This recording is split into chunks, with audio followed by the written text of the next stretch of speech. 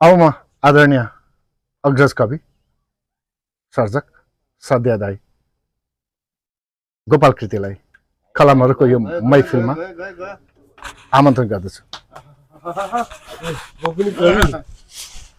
अरे भाइ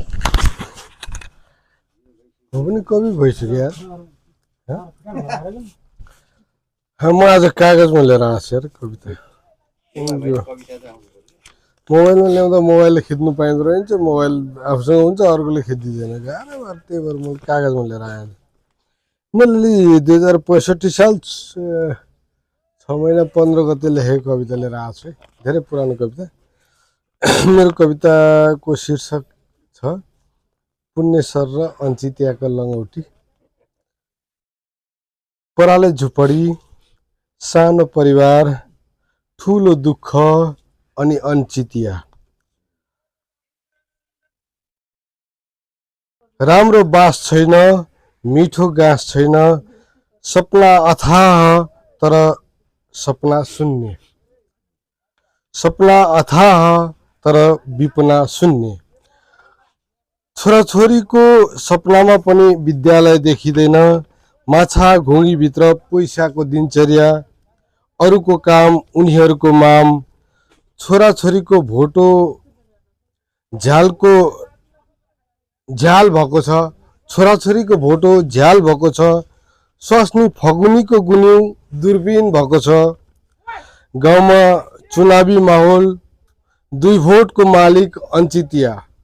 गाउँमा चुनावी माहौल, 2 भोटको मालिक अञ्चितिया। अर्कोतिर गाउँमा रवैया नेता रतिलालको चुनाव प्रचार प्रसार, तुल ब्यानर झक्की झकाउको प्रचार प्रसार।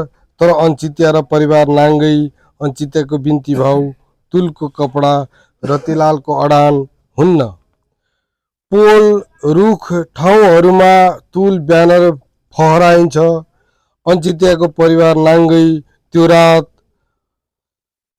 अनिदो रात, तनाव र छटपटीको रात। त्यो रात अनिदो रात, तनाव र छटपटीको रात। मध्यरात एक चिलिम गाँजा स्वाट्ट पार्छ अञ्चित्या। शरीरमा हिम्मत भर्छ र लम्कन्छ तुल भएतर्फ।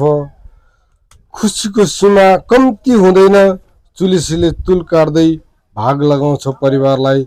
र बाँकी एक धरो तुलको लङ्गौटीले छोप्छ आफ्नो बुढो वर्जित ठाउँ।